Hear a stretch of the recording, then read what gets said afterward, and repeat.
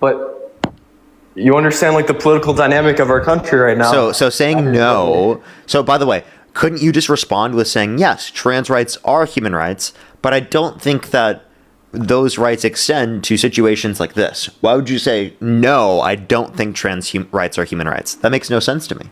For the same reason the Democrats posted, oh, trans rights are human rights, but they didn't give any context. Like, because of a false assumption, whether it's a true or false assumption, like blame them. If that was a false assumption on the Republicans and the Democrats weren't really referring to the rights for healthcare for trans people. Answer the question. Why wouldn't you just say trans rights are human rights and then say, I don't think the rights extend to this?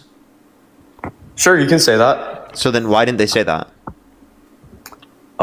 Because they wanted to make a point, a political point. Yeah, because they're bigoted and they don't care about the effect that has on trans people. And they don't give a shit. And you support administration, quite literally, that kicked trans people out of the military, that wanted to get rid of the Second Amendment right for trans people. And by the way, when you say kids shouldn't be trans, there inevitably are kids that are trans. So you saying kids shouldn't be trans just means that these kids shouldn't exist. That's what you mean. Because inevitably speaking, they do exist. They're not going anywhere. Those trans kids are still going to exist. So we should accept those trans kids for being trans. We shouldn't say that they should be stigmatized for just being trans. Like, what the fuck? Okay, that's absurd to me. You're talking about disenfranchising children, bro. You let me speak? So if a kid obviously, says, but once I'm done speaking, like what? Okay, fine. But obviously, if a kid says, oh, I want to be a hippopotamus, I want to be a lion, you're still going to support that kid, but you're not going to support that identity.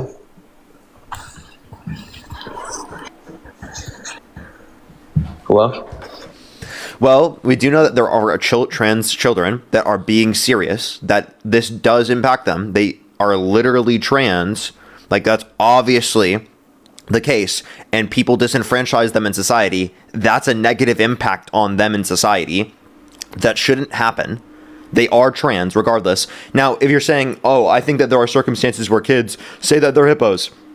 Those situations, they're not being serious. They're like playing around. Okay, well, I'm sure in some scenarios trans kids are being serious.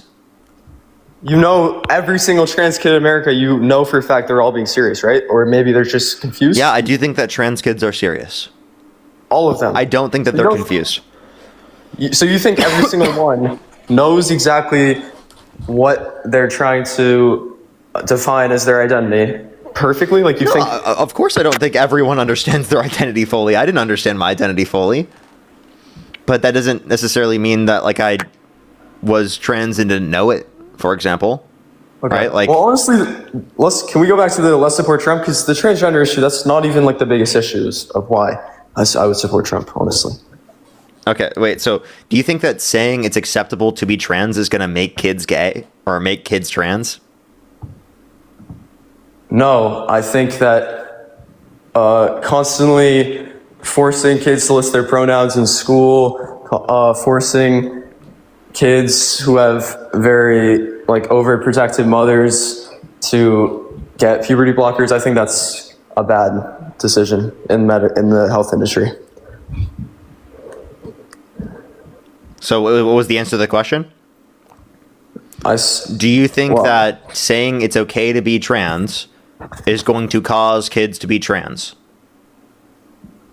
I think partly it might influence some kids to be trans. But okay, so do you think it's possible that you would have been trans if I said that it's okay to be trans, like to you when you were a kid? Obviously, it's not going to apply to every single kid. So you don't think that you would have been trans if I said that to you? No, but you know who I do think that would poorly influence is kids on the autism spectrum who take like advice from teachers too literally, and I don't think that kids who have autism are going to become trans because they have autism, right? If you just say that it's okay to be trans, there's nothing wrong with saying it's okay to be trans, and that's not going to lead to children who are autistic becoming trans when they're not. Like, I don't see your argument.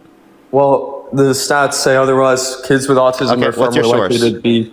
Kids with autism, you can check this, are far more likely to be transgender. Okay, that doesn't mean that being autistic then means you're subject to becoming trans because of the fact that you are autistic. That just means that there's a correlation there. And would you like to provide that source even?